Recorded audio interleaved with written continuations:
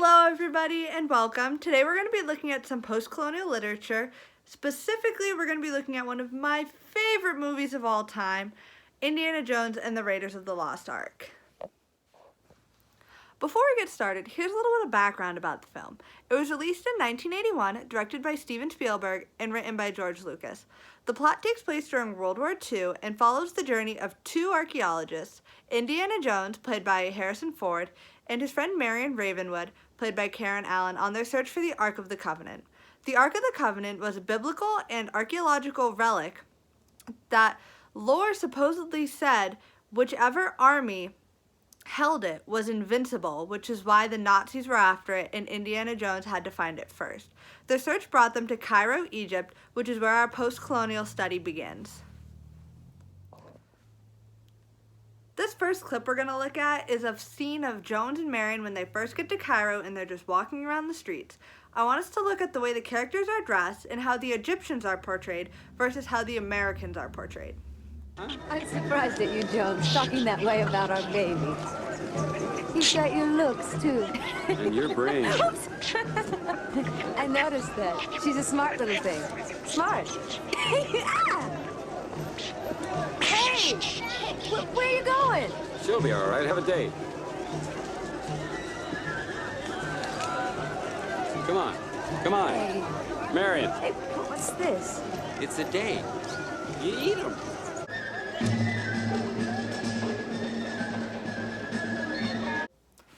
So let's just remember, the film was written by George Lucas, an American, directed by Steven Spielberg, another American, and produced by Frank Marshall, once again, another American. The only point of view expressed in this film is that of Americans. This caused an explicit point of view of Orientalism, which is defined by Edward Said as the acceptance of the West of the basic distinction between East and West as a starting point for the elaborate theories, epics, novels, social descriptions, and political accounts concerning the Orient and its people. As we can see in these pictures, in the 1930s and 40s in Egypt, it was increasingly popular for women to wear skirts and dresses and for men to be wearing suits, which was not what was depicted in the film. Especially in large cities like Cairo, where there was increased British control, the streets of Cairo continued to look more like westernized streets. However, in order to play into this othering aspect that the filmmakers wanted to portray, this actual depiction of Cairo did not fit that. As we can see, there's a level of hybridity that was established under British control, where the British introduced Western clothing, they introduced Western stores, they introduced cars, all of these ideas and objects that weren't seen in this film. This is to produce an outcome of othering that the filmmakers wanted to see. They didn't want Marion and Jones to go to a place that looked exactly like them. They wanted it to be different. They wanted to go someplace where there's clearly an other versus them. And while there was a kind of a three-way happening with the Germans and the native Egyptians and Indiana Jones and Marion, the largest othering that we can see is between the Egyptians and the Americans. This idea of othering is very commonplace in post-colonial literature, and it's defined by Bill Ashcroft as the process of viewing one group of people as intrinsically different from oneself to achieve a sense of self-value. So in this film, in order to give Marion and Jones a sense of value, they made the native Egyptians intrinsically different. You could see it in their clothing, you could see it in the way they act, you could see it in the way they live.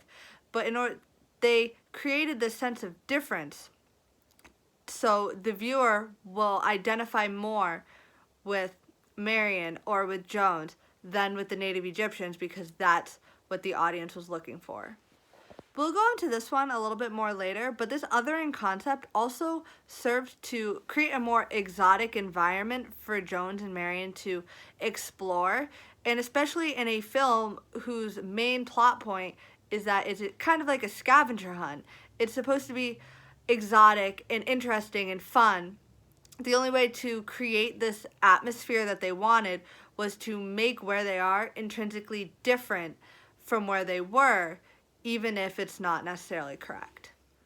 In this next clip I'm going to show you, I want us to look at stereotyping and power.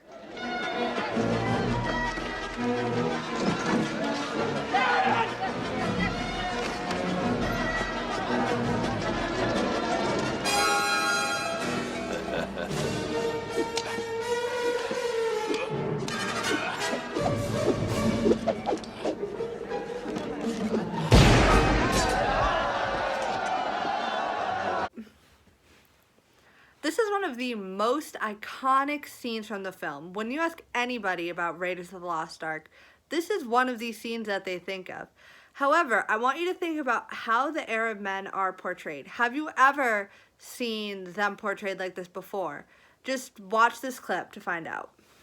Gotta keep one jump ahead of the breadline, one swing ahead of the sword. I steal only what I can afford. That's everything. One jump ahead of the lawmen. That's all, and that's no joke. These guys don't appreciate I'm broke.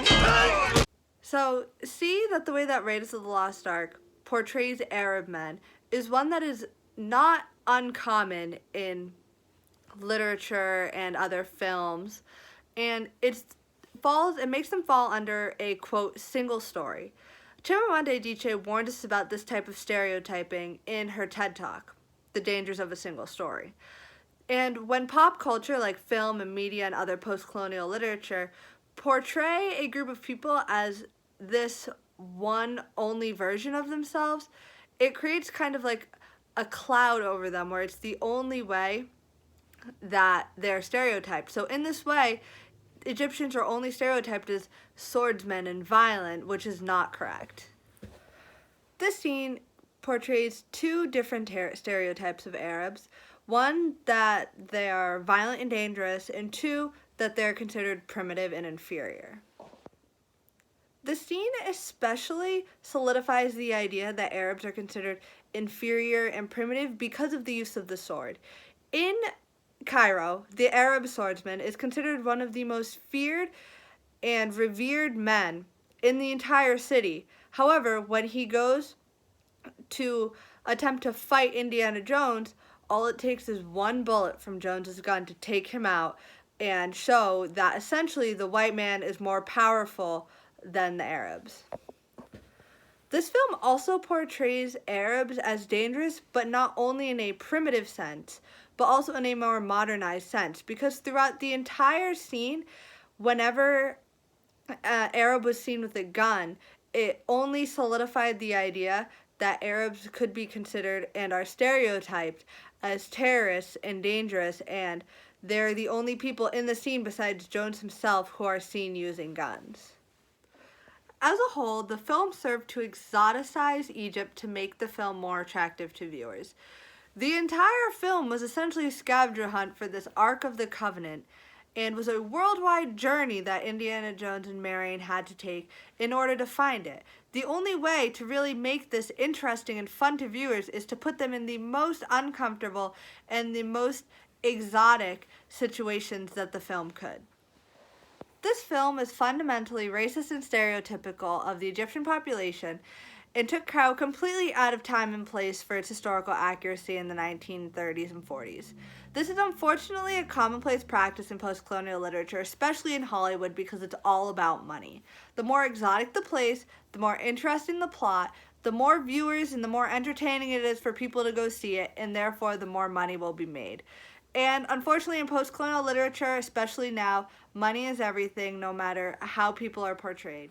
So next time you go to see a movie or read a book that has to deal with post-colonial Africa or any other post-colonial culture, be sure to do your research before, because I didn't realize this until after the fact that Indiana Jones is a completely inaccurate representation, but I definitely learned a lot. Thanks for coming. Bye!